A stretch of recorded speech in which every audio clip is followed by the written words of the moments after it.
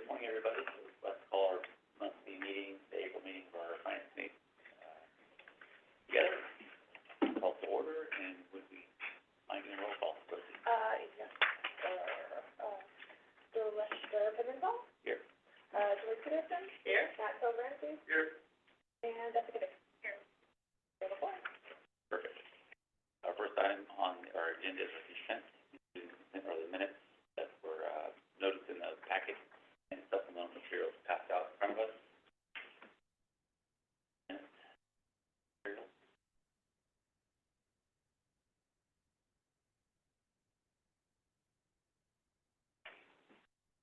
I'll make the motion.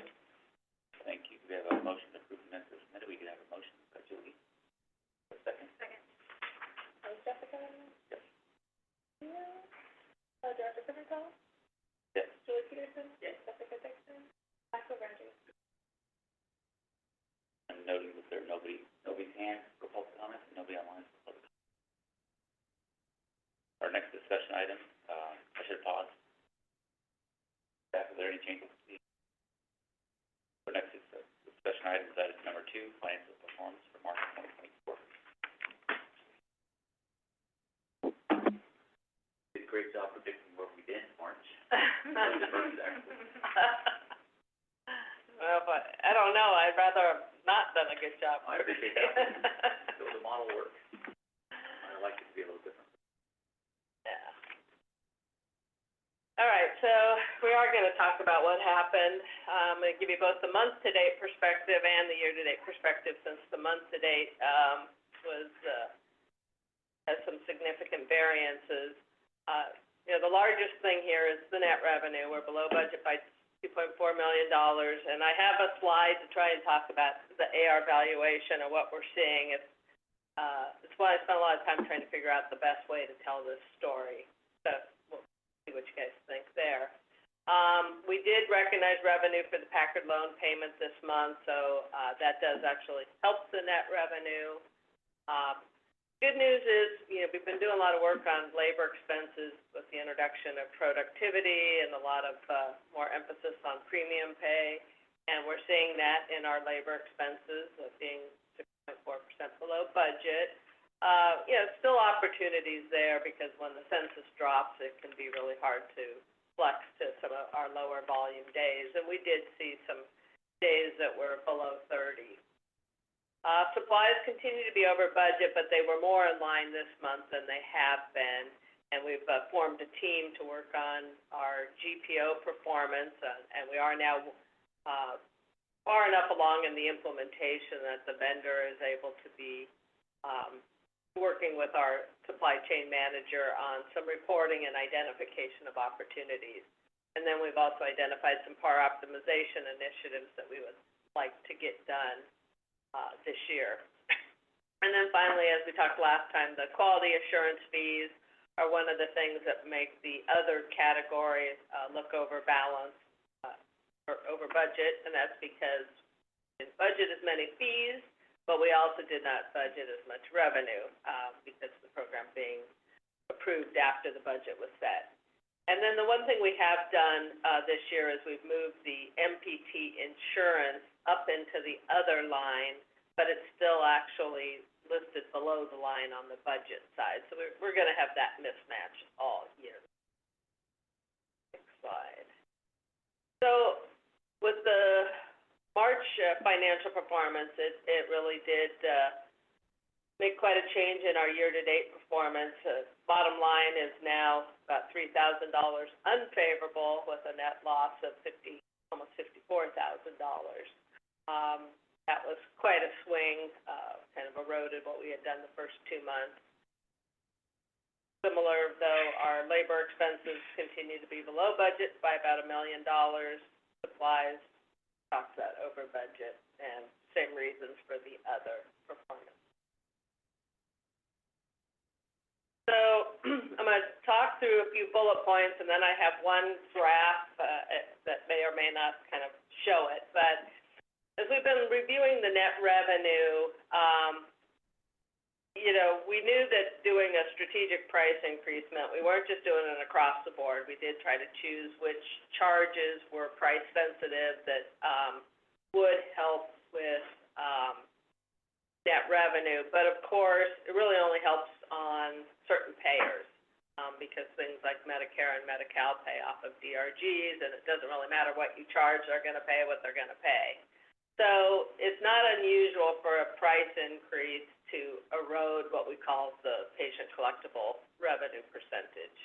But it does sometimes take us a little bit of time, and it's taken us a few months of payment history of 2024 claims to kind of really understand what that impact looks like. Overall, at a year-to-date basis, we're still sitting at about 13% PCR, which is where we budgeted.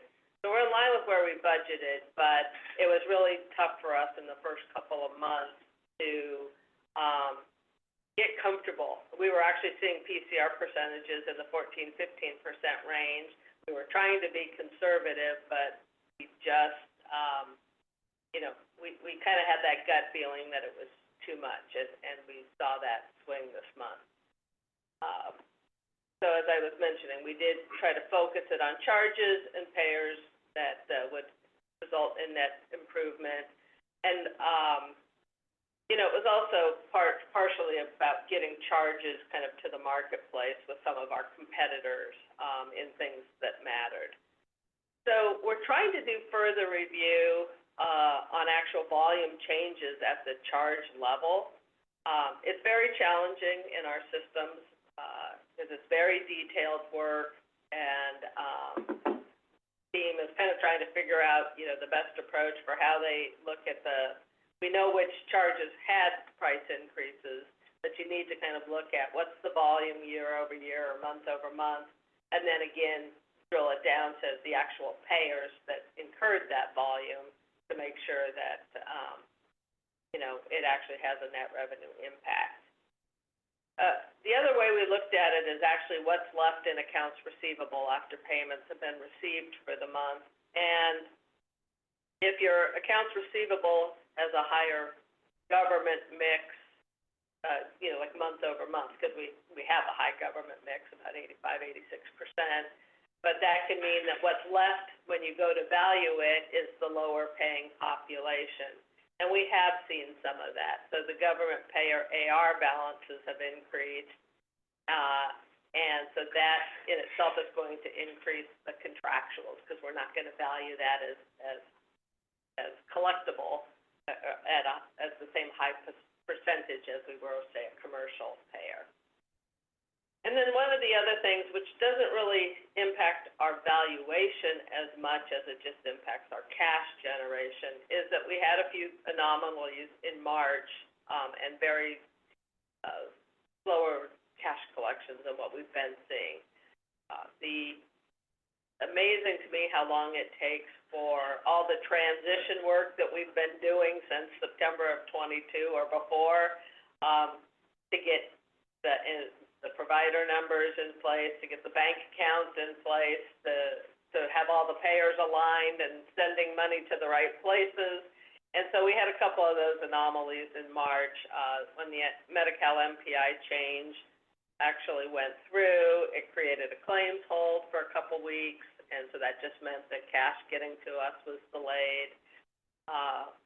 When we finally closed the bank account that actually belonged to the seller because we had finally gotten the MPIs aligned and the payers aligned to send it to the right bank. Well, one of our payers sent it to the old bank. The bank account closed before they actually updated their system. So we've gotten those monies, but it was, delayed and calls around us. Where's the money?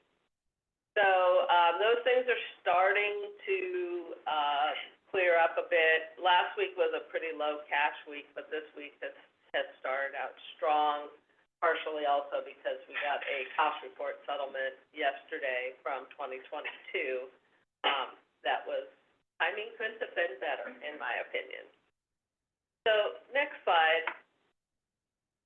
I don't know if this slide is going to be helpful or not, but what I was really trying to do here is the team did some analysis on just for the first 3 months of this year, how did we value,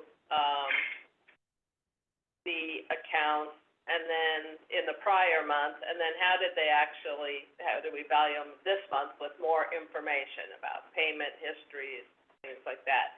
So what these numbers are actually the variances.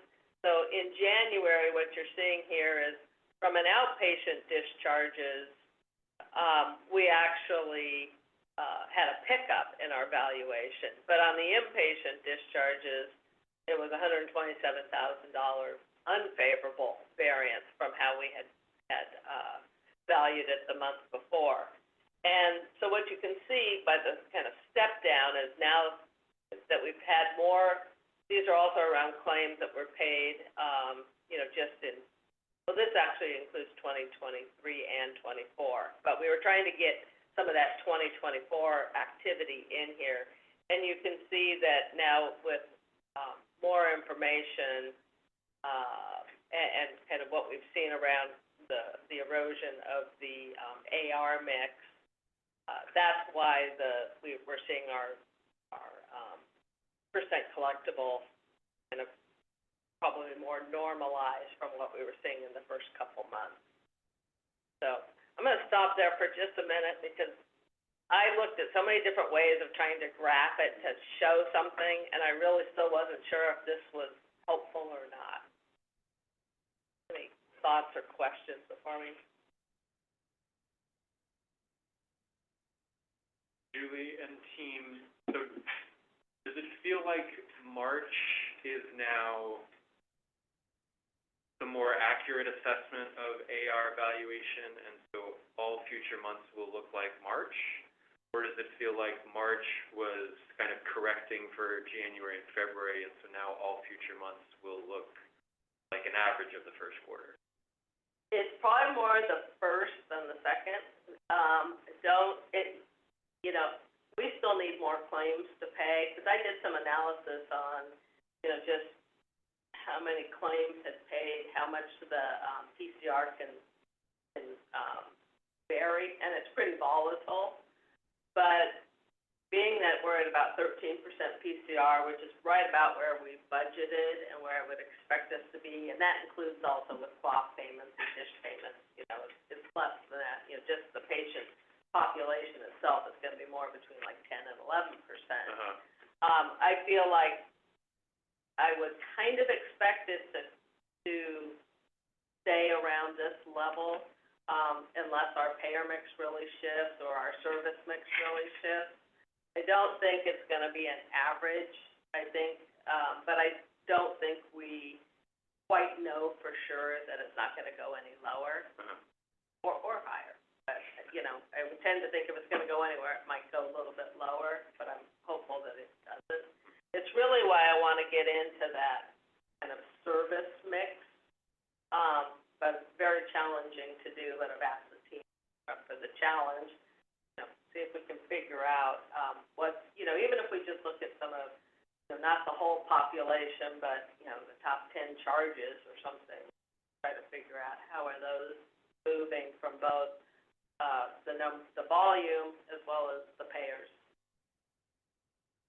Because that's really, at the end of the day, we could have put a nice charge increase on something and have tons of volume, but if it's all government volume, it won't net us any.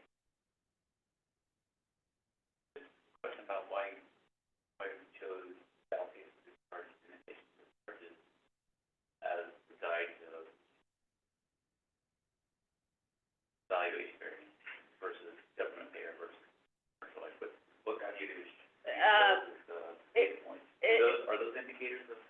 Yeah, it is because, on average, our inpatient discharges across all payers is going to be around 14% collectible, and our outpatient is going to be between 7 and 8% collectible. And part of it is, we have a very high outpatient population when we look at our ER visits and our non-ER outpatient visits.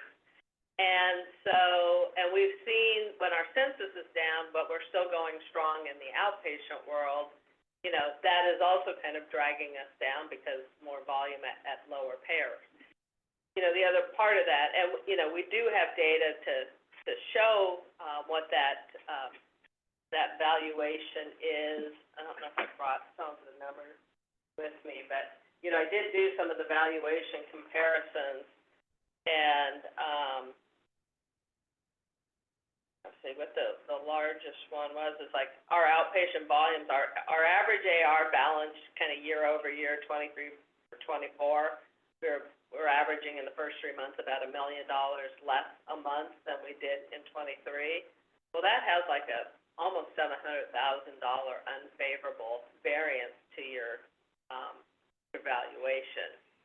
Whereas getting more government in the outpatient might be more volume, but you're not going to get as much of a favorable impact because they might only be paying us 3 to 5 cents on the dollar.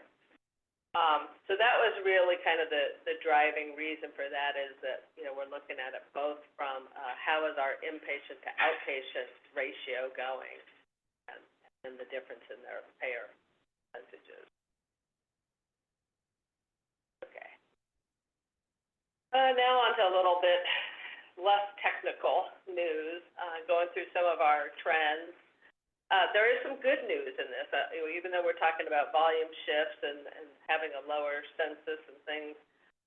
We did actually have a pickup this month. It's been funny because sometimes by the time we get to this meeting, I almost have the more recent volumes in my head, or the most recent censuses, and I know I've seen, a few days in the 26 to 28 census range.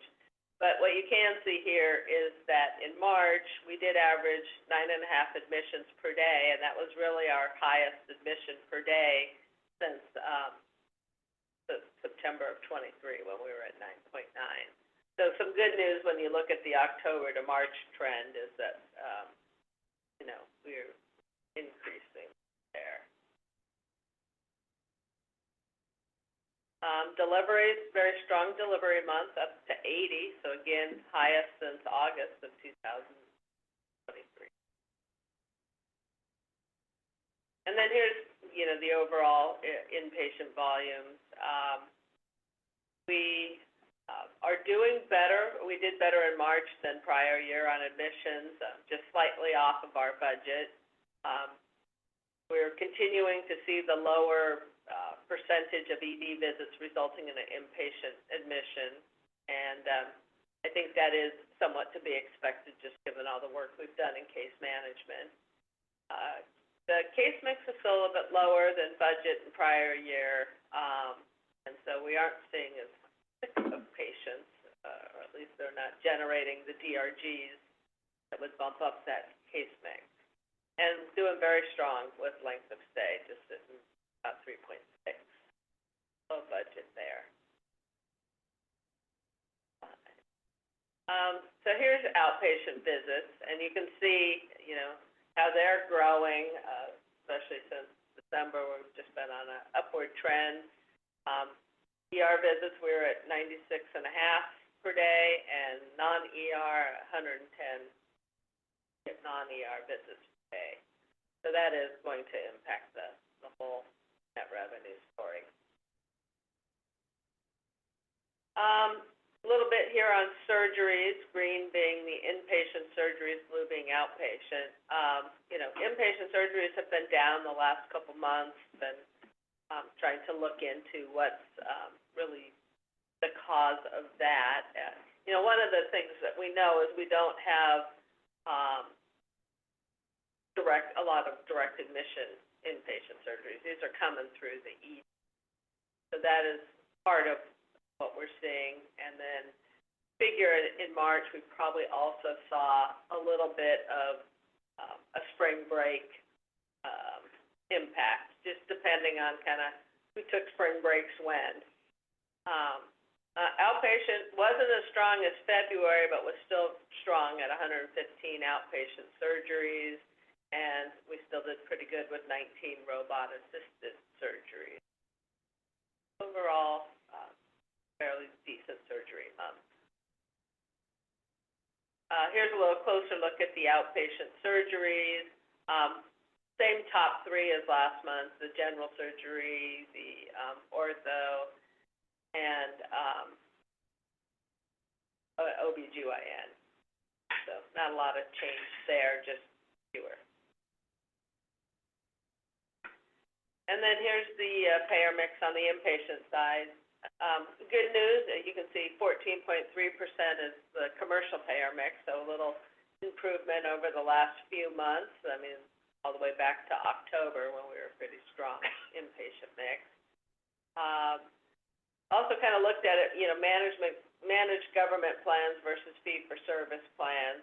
In the bulk of this is our alliance, with 40% the managed Medi-Cal and then 10% on the managed Medicare plan. And then what you're seeing in the self-pay with the 5.1%, that's actually kind of an anomaly. That number will go back down into the probably less than 2% range.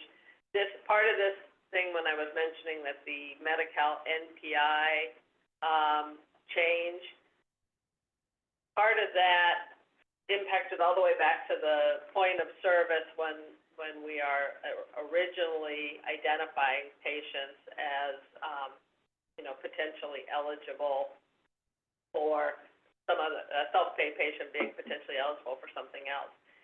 Typically, when we have our full Medi-Cal NPI and the associated enrollments, we can automatically take inpatients and put them as potentially eligible, send them off to our self-pay vendor who does the eligibility validation. Well, we didn't have the access to that system, that part of the system for a period of the month because of this whole transition. So they record as self-pay, but they are now going through the process, so it will kind of right-size itself. So that is a number that we don't usually go back and change those month over month, but the patients are now going through the eligibility process. Here's what it looks like on the outpatient side, pretty consistent to what we've been seeing. Little uptick on the commercial at 23%. Alliance going strong at 48.9%. And then I just took a quick peek at ED visits, and Alliance is actually almost 57% of our ED visits. And here again, I kind of mentioned that those outpatient payment rates being lower than the inpatient. Probably my last slide.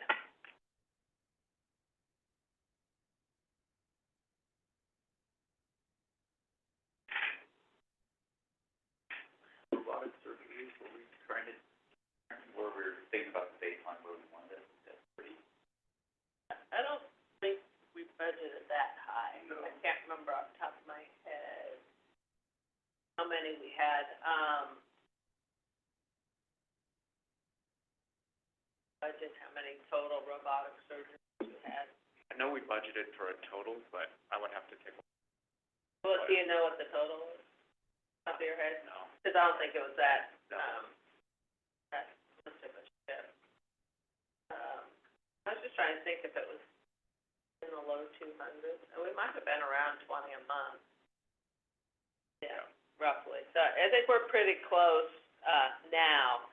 I remember last year when we were in those early months there, I was concerned that we weren't really generating enough. But then, once we got a few other docs credentialed, because the one that had been credentialed then left, but once we got a few other, it's picked up and been pretty steady the last 5 months. So I think we're within our target. My recollection was break even was somewhere around 7 to 10. That rings a bell. I think around 13, if I'm remembering correctly.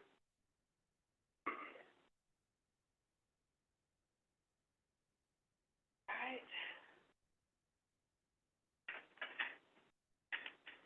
Which actually, I take that back. That number likely changed because when we renewed our lease, we increased the number. So that 13 should have dropped. Yeah, we don't have a lot of service line data, so it's kind of a swag. question before we leave this would be, if that one graph on the AR valuation is helpful, or should I take it out for the board meeting? That's just, tough discussion. I would think it's hard to suggest to leave something out, but I think that is a hard area, and I think better by bringing it back and letting the month go by before bringing it back to the board. Do you want me to take the whole, this part out too, the talking point? I think that's, I'd rather, I think we, the board would benefit by getting another month under our belt and see what April looks like. The point of, is March more the baseline and how does April look? So I'd say let's bring it back to the board in the April finance. And subject to, if you're feeling, when you're doing that report, like April, this isn't ready yet, but Yeah, well, I think, my biggest concern for tomorrow's is, people seeing the big swing and kind of having the, oh my God, what happened? and then when you roll it all the way down to the bottom of the hill, budgeted a $50,000 year-to-date loss, we're $1,000. So I mean, Yeah. I get the top, the top things are moving and we're jumping from mountain to mountain. Yeah. But when it all rolls down, we're close to budget. So I think that's okay spot. So I'll just try to basically, say that the AR valuation is kind of evening out as we get our And we've talked to this committee as a board, that's been our storyline, good work in progress. I'd say 5 years under our belt. We continue to work with some of our, our partners from Guidehouse on the whole valuation model, looking at some KPIs and other ways we can analyze the net revenue and the AR during the close process. What really the ideal state is that you get to a point where you're like, okay, this piece lines up as we expected, this is, here's where something's falling out. Yeah. Let's go drill into that. 'Cause right now, we're kind of like needle in a haystack. Yeah. Oh, sorry. No, go ahead. In contrast to, I think, board can sit in the public room, there's more on the GPO. Or that was discussed, and it's a small element, but it was one of the 7 or 8 bullets we were tracking to elements for the finance department. So that's something that's out there and more effective. I think that's something easier for the board.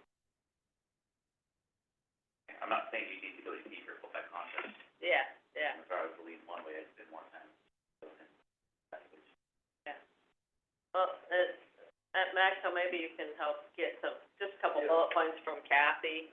I thought we were supposed to meet yesterday, but it must have gotten taken off the calendar. Yeah. Again, I'm not suggesting we need to end the discussion. Yeah. If we were going to spend any time to talk to more people, I would look at theirs and All right, appreciate that. very good. My question was about the NPI. For the first few months after September, use the old, with the prior owner. When did we switch into Medi-Cal, incredibly slow? The Medi-Cal's incredibly slow. Sort of a year or more? Yeah, I mean, we switched, we started the process, way back when. And, there's a process of getting the change by Medi-Cal, and we had the same problem with Medicare. Some of it was tied to when think back, I was wrong, but it would be tied to some other first step. But the Medi-Cal one was extremely slow. And then, once you get your MPI, there's also the work of aligning your payers, because we're going to continue to bill under the old MPI, they're going to continue to pay under the old MPI until all those ducks are in a row, and then they have to go in and update their systems and send it. And so we were doing two things. It's changing the MPI and then also changing the bank, so. So is Medi-Cal current with our actual current NPI and it's working, or they're still in limbo? No, I I believe it's working now. Okay. I don't know if there's any last remaining, hiccups with it, but the bulk of it is working. We're getting, payments, and, we now have our new MPI. But it was incredibly long, wait, because we were checking into it also because our distressed hospital loan, their main collateral is Medi-Cal check writes. If, now, we don't have to pay anything back on that until May of '25, so, but they were like, also like, have you got it yet? Have you got it yet? And every week, be calling and saying, not yet, not yet.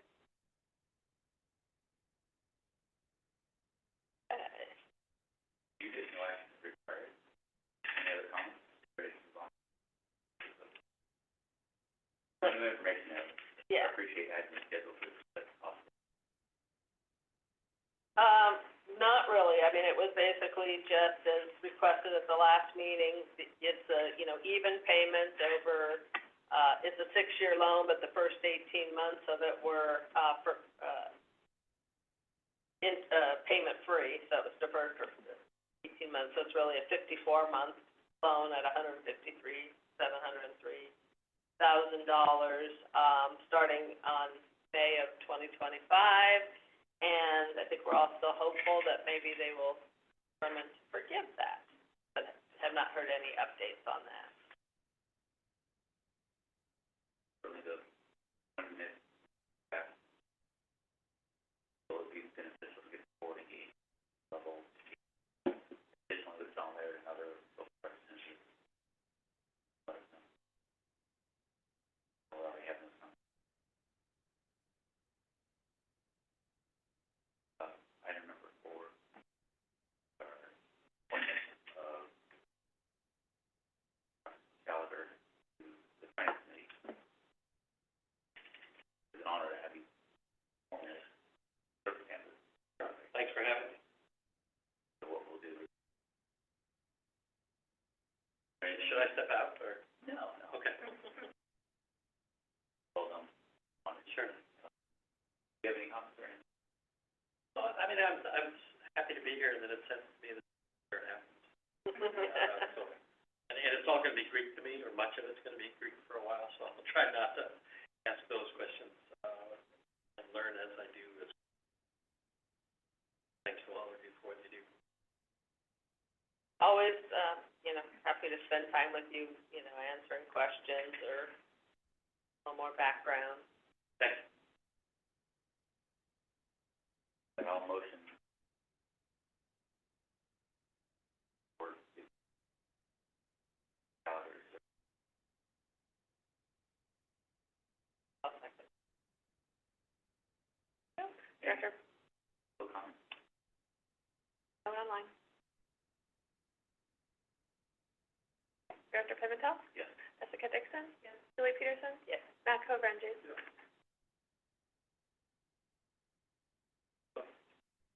Item number 5 is our debt policy. Well, we actually reviewed this debt policy and took it to the board in August of 2023, and somehow it just, we missed getting the resolution completed. I think you said we just passed a motion versus a resolution. So this is really house cleaning to ask the district tomorrow evening to pass a resolution, so we can have that on file. That way we'll all ready to go when the bond piece is ready for that. I have already shared the debt policy with our funds. With that, any questions? We have a motion. Pass and approve. Forward to the board that we